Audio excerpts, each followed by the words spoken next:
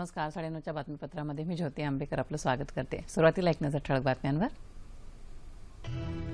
राज्याचा विकास दर 2 अंकी करण्याचा निर्धार करणारा आणि कृषी क्षेत्रासाठी भरीव तरतूद असणारा राज्याचा अर्थसंकल्प विधिमंडळात सादर. सूक्ष्म सिंचनासाठी 100 कोटी रुपयांची तरतूद. ऊस पीक सूक्ष्म सिंचनाखाली आणण्यासाठी शेतकऱ्यांना कमी दरात कर्ज देणार.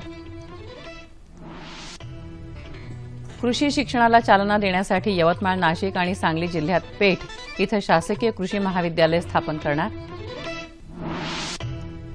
जलयुक्त शिवारच्या माध्यमातून दरवर्षी 5,000 गावं दुष्काळमुक्त करण्याचं उद्दिष्ट.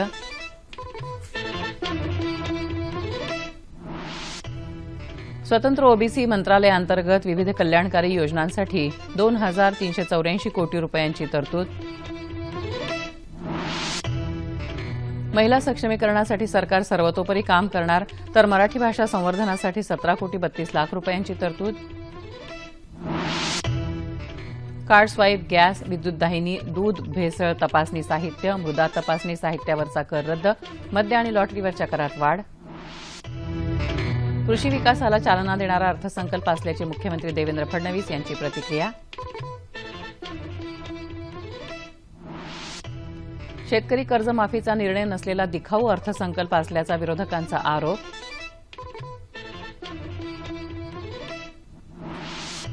आणि उत्तर प्रदेशचे नवे मुख्यमंत्री म्हणून योगी आदित्यनाथ आणि 2 उपमुख्यमंत्री उद्या घेणार शपथ. आणि आता सविस्तर वृत्त. राज्याचे वित्तमंत्री सुधीर मुनगंटीवार यांनी कृषी, महिला सबलीकरण, युवा विकास, पोलीस दल, पायाभूत सुविधांवर भर देणारा 2017-18 या वर्षासाठीचा राज्याचा अर्थसंकल्प आज विधानसभेत सादर केला. राज्य शासन शेतकऱ्यांच्या पाठीशी खंबीरपणे उभे आहे. शेतकरी कर्जमुक्त नव्हे तर स्वतःच्या पायावर उभा राहावा यासाठी सरकार प्रयत्नशील आहे. त्यादृष्टीनं अर्थसंकल्पात तरतुदी करण्यात आल्याचं नमूद करून पुढच्या वर्षी राज्याचा विकास दर 2 आकडी करण्याचा निर्धार व्यक्त करत वित्तमंत्र्यांनी अर्थसंकल्प मांडला.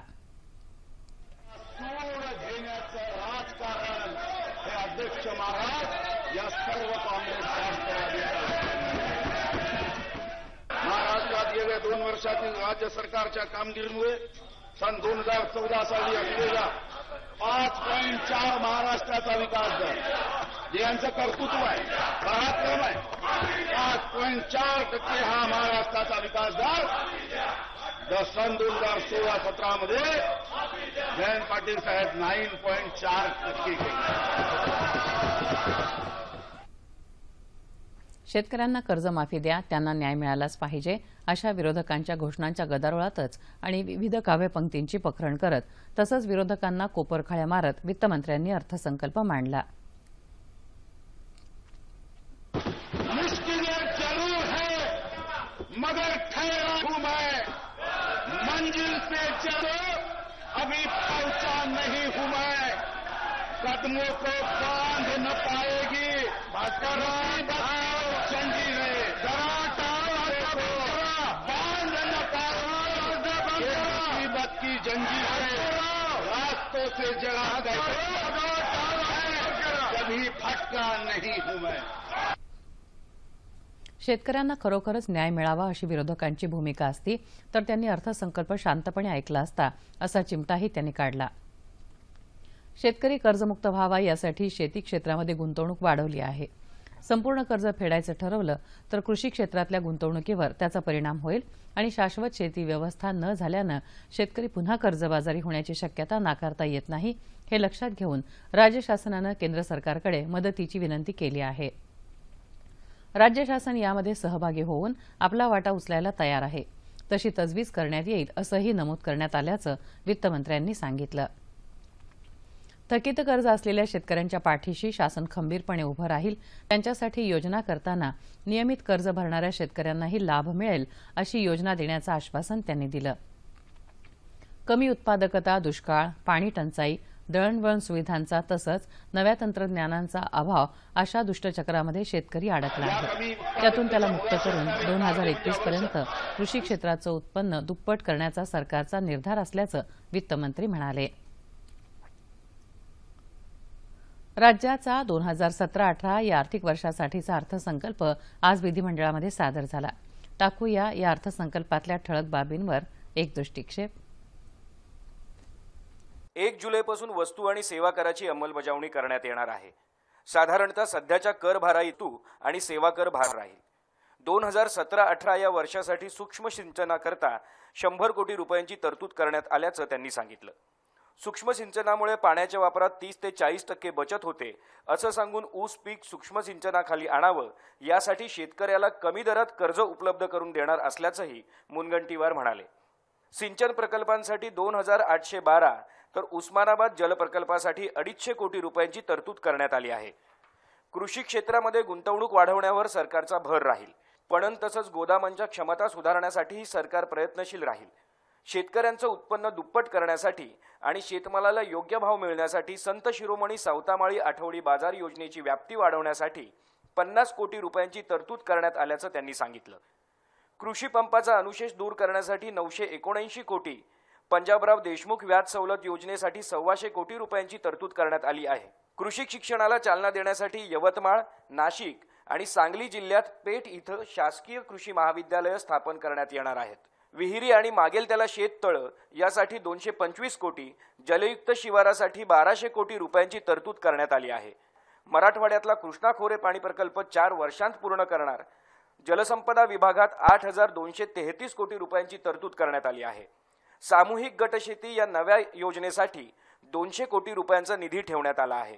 दुष्काळापासून शेतीचं संरक्षण करण्यासाठी आणि क्षारतेच्या समस्येवर मात करण्यासाठी जागतिक बँकेच्या अर्थसहाय्यानं 4,000 कोटी रुपयांचा नानाजी देशमुख कृषी संजीवनी प्रकल्प सुरू करण्यात येणार आहे. शेतकऱ्यांना रास्त आणि किफायतशीर भाव देता यावेत यासाठी 2015-16 आणि 2016-17 या वर्षांसाठी साखर कारखान्यांचा ऊस खरेदी कर माफ करण्याचं प्रस्तावित करण्यात येत आहे. तांदूळ, गहू, डाळी, हळद, मिरची, चिंच, गूळ, नारळ, धणे, मेथी, ओला खजूर, सोलापुरी चादर आणि टॉवेल यावर येत्या 31 मार्चपर्यंत देण्यात आलेली सूट आणि सेवा कर पूर्व दिनांकापर्यंत सुरूच ठेवण्याचा प्रस्ताव आहे. आमसूल आणि बेदाणे आणि मनुकांवरीलही कर सवलत या दिनांकांपर्यंत सुरूच राहील. चहावरच्या सवलतीचा 6% कराचा दर जीएसटी पूर्व तारखेपर्यंत सुरू राहील. 1.50 कोटीपेक्षा कमी उलाढाल असलेल्या 90% व्यापाऱ्यांवर संबंधित राज्य सरकारचे तर उर्वरित 10% व्यापाऱ्यावर केंद्र सरकारचे प्रशासन असेल. जीएसटी अवलंबनानंतर केंद्राने राज्य शासनात या वेळेच्या नुकसान भरपाई कायद्याच्या प्रारूपास मान्यता देण्यात आली आहे. कर प्रस्तावाद्वारे 396 कोटी रुपये इतका अतिरिक्त महसूल प्राप्त होईल असा अंदाज आहे. शेततळ्यासाठी आवश्यक असलेल्या जिओ मेम्ब्रेनवरचा 6% कर आता 0वर प्रस्तावित करण्यात आला आहे. मृदा तपासणीसाठीच्या संचावरचा 0.5% करही 0वर आणण्यात आला आहे. दुधाची शुद्धता तपासण्यासाठीच्या साहित्याच्या वापराला उत्तेजन यावरचा 13.5% करही रद्द करण्याचा प्रस्ताव आहे. कार्ड स्वाईप मशीनवरही 13.5% कर तसंच गॅस आणि विद्युत दाहिनीवरचा कर 0वर आणण्यात आला आहे. मद्याच्या कमाल विक्री किमतीच्या अधिसूचित कराच्या दरात वाढ करून तो 25.93% करण्यात येणार आहे. ऑनलाईन पेपर लॉटरीवर सोडत निहाय करातही वाढ करण्याचा प्रस्ताव आहे. युवा सक्षम तर देश सक्षम हे ध्यानात घेऊन तरुण हातांना उभारी देत विधायक कार्याकडे वळवण्यासाठी नवनव्या तंत्रज्ञानानं प्रशिक्षित करून त्यांना रोजगार उपलब्ध व्हावा यासाठी सरकार विविध उपाययोजना करत आहे.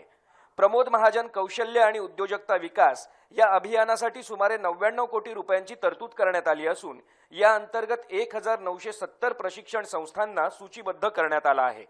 35 उद्योग समूहांबरोबर सामंजस्य करार, औद्योगिक प्रशिक्षण संस्थांचं आधुनिकीकरण करण्यात येणार आहे. येत्या 2 वर्षात 10,000 किलोमीटर लांबीचे रस्ते निर्माण करण्यात येणार आहेत. रस्ते प्रकल्पांसाठी 60,000 कोटी रुपयांची तरतूद करण्यात आली आहे. रस्ते अपघात टाळण्यासाठी रस्ते सुरक्षा विषयक उपाययोजनांवर भर देण्यात येणार असून त्यासाठी 34 कोटी लाख रुपये इतका निधी ठेवण्यात आला आहे. मुंबईतल्या पायाभूत सुविधांसाठी मेट्रो 3चं काम प्रगतीपथावर आहे. मुंबई आणि नागपूर मेट्रोसाठी रुपये राखून ठेवण्यात आले आहेत. आंबा, काजू आणि इतर कोकण मेवा मुंबईला जलद पोहोचवण्यासाठी सागरी वाहतुकीत वाढ केली जाणार. यासाठी पालघर, वसई आणि सिंधुदुर्ग यासह 8 ठिकाणी जेट्टीचं काम या वर्षात करण्यासाठी आर्थिक तरतूद करण्यात आली आहे. शिर्डी, सोलापूर, कराड, चंद्रपूर विमानतळ विकास प्रकल्पांसाठी 50 कोटींची तरतूद आहे. मागास भागात उद्योग उभे राहावेत यासाठी 2,650 कोटी आणि नागपूर मिहानसाठी 100 कोटी रुपयांची तरतूद केल्याचं वित्तमंत्र्यांनी सांगितलं. विदर्भ मराठवाड्यातील उद्योगांना प्रोत्साहन देण्यासाठी 1000 कोटी रुपयांची तरतूद करण्यात आली आहे. राष्ट्रीय ग्रामीण आरोग्य योजनेसाठी 1000 कोटी रुपये राखून ठेवण्यात आले असून 31 शासकीय रुग्णालयात सिटी स्कॅन योजना तर 253 आरोग्य केंद्रांवर कर्करोग निदान सुविधा उपलब्ध करून देण्यात येतील. औरंगाबाद कर्करोग रुग्णालयासाठी 126 कोटी रुपयांची तरतूद केली आहे. महिला आयोगासाठीच्या निधीत वाढ करून त्यासाठी 7,94,00,000 रुपयांची भरीव तरतूद केल्याचं ते म्हणाले. पोलीस दल आधुनिकीकरण योजनांसाठी 141 कोटी, पोलीस गृहनिर्माणासाठी 325 कोटी रुपये निधीची तरतूद करण्यात आली आहे. आपत्कालीन परिस्थितीत पोलीस सेवा तात्काळ उपलब्ध होण्यासाठी डायल 112 हा प्रकल्प राबवण्यात येणार आहे. राज्याच्या फिंगरप्रिंट ब्युरो अर्थात अंगुली मुद्रा परीक्षण विभागाचं संपूर्णपणे संगणकीकरण केलं जाणार आहे.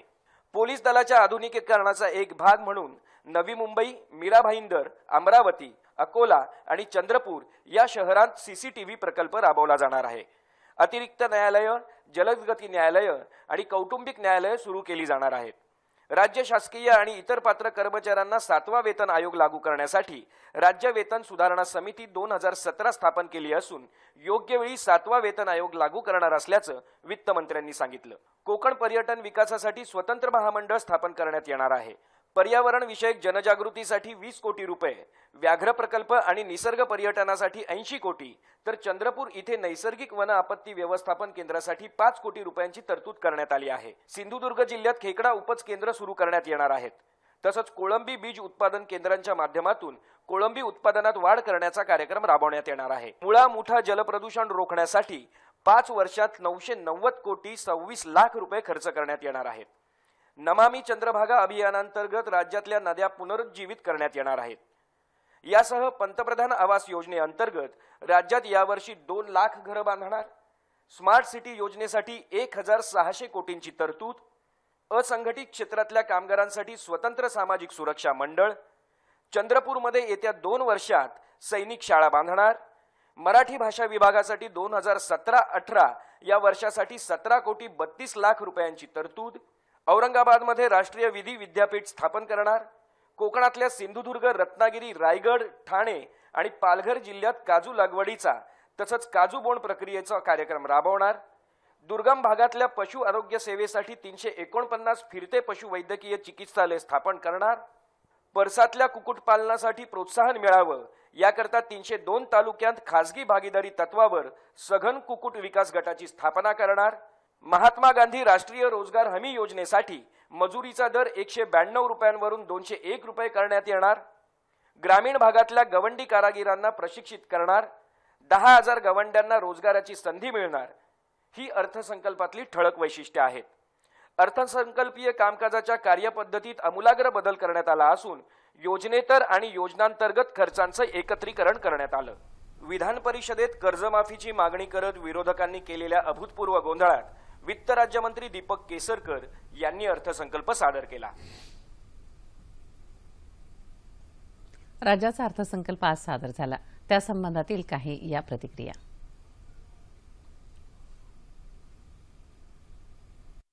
हे जे 1 कोटीपेक्षा जास्त शेतकरी आहेत की जे नियमित कर्ज भरतायत, त्यांच्याकरता जो कृषी विकास आपल्याला करायचा आहे, त्यांची शेती जी शाश्वत करायची आहे, त्याच्यावर देखील त्याचा एक विपरीत परिणाम होईल आणि म्हणून ते आवश्यक आहे. पण त्यासोबत केंद्र सरकारची मदत घेऊन जर ते केलं तर दोन्ही गोष्टी साध्य करणं शक्य आहे. आणि म्हणून केंद्र सरकारला आम्ही काल भेटलो.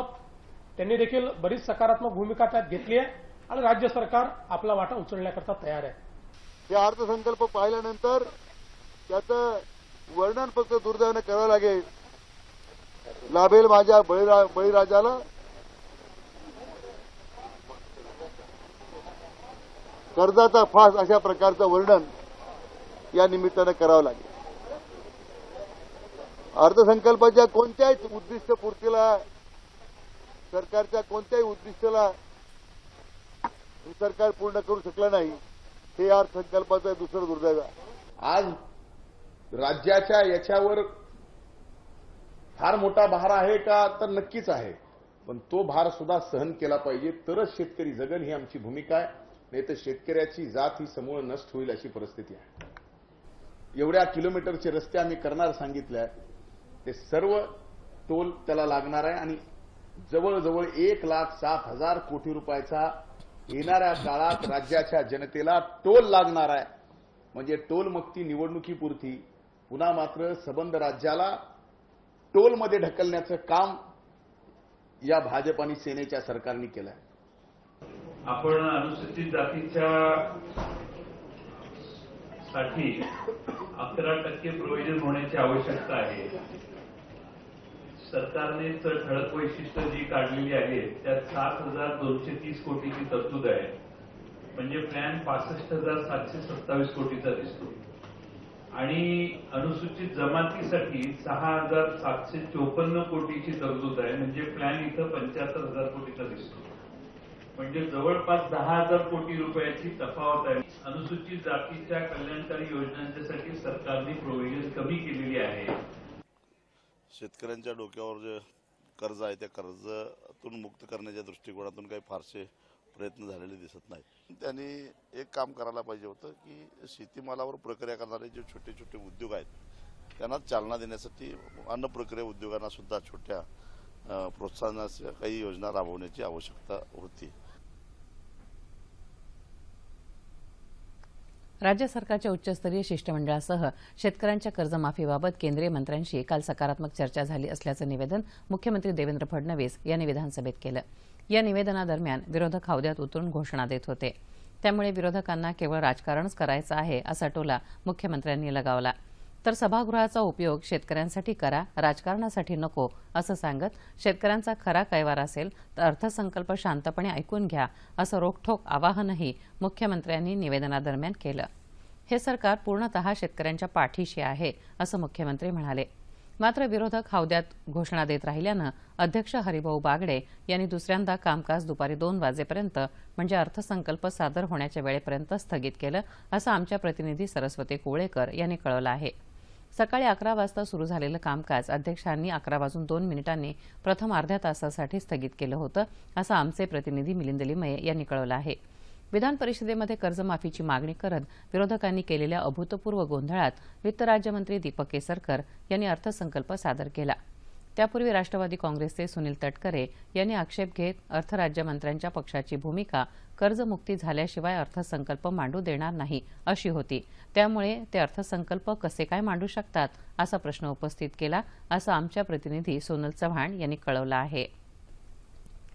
उत्तर प्रदेशचे मुख्यमंत्री म्हणून योगी आदित्यनाथ यांच्या नावावर शिक्कामोर्तब झालं आहे. लखनौमध्ये झालेल्या बैठकीमध्ये भाजपा विधिमंडळ पक्षनेतेपदी आज त्यांचं नाव निश्चित करण्यात आलं. दिनेश शर्मा आणि केशव प्रसाद मौर्य हे दोघे उपमुख्यमंत्री म्हणून काम पाहतील. उद्या होणाऱ्या शपथविधी समारंभामध्ये हे नेते शपथ घेतील. नुकत्याच झालेल्या विधानसभा निवडणुकीमध्ये 403 पैकी 312 जागा जिंकलेल्या भाजपला मित्र पक्षांच्या आणखी 13 जागांचीही साथ मिळाली आहे.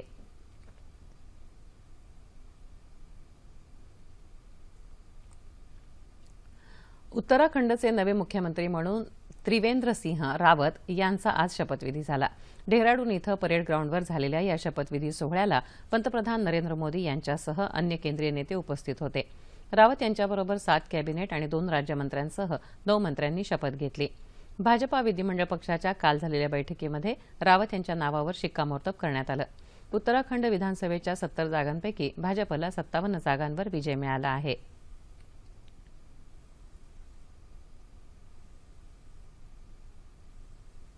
तापमान अंश सेल्सिअसमध्ये मुंबई कमाल तापमान 34, किमान 21,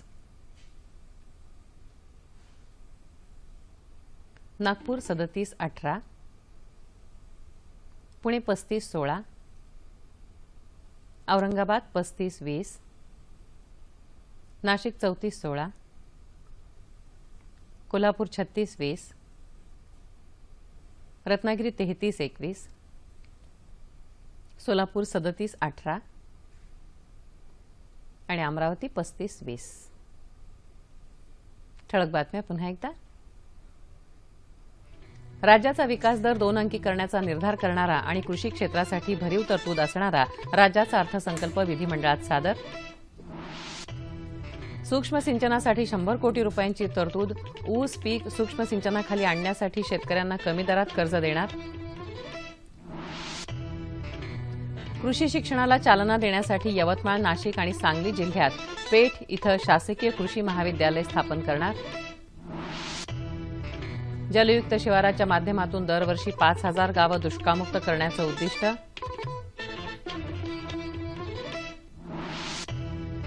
स्वतंत्र ओबीसी मंत्रालयाअंतर्गत विविध कल्याणकारी योजनांसाठी 2,384 कोटी रुपयांची तरतूद. महिला सक्षमीकरणासाठी सरकार सर्वतोपरी काम करणार, तर मराठी भाषा संवर्धनासाठी 17,32,00,000 रुपयांची तरतूद. कार्ड स्वाईप, गॅस, विद्युत दाहिनी, दूध भेसळ तपासणी साहित्य, मृदा तपासणी साहित्यावरचा कर रद्द, मद्य आणि लॉटरीवरच्या करात वाढ.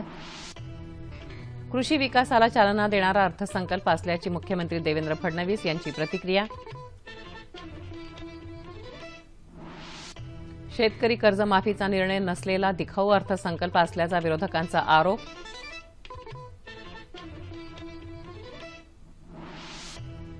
आणि उत्तर प्रदेशचे नवे मुख्यमंत्री म्हणून योगी आदित्यनाथ आणि 2 उपमुख्यमंत्री उद्या घेणार शपथ. याबरोबरचे बातमीपत्र संपलं. पुन्हा भेटूया उद्या सकाळी 8:30 वाजता सह्याद्री वाहिनीवर. नमस्कार.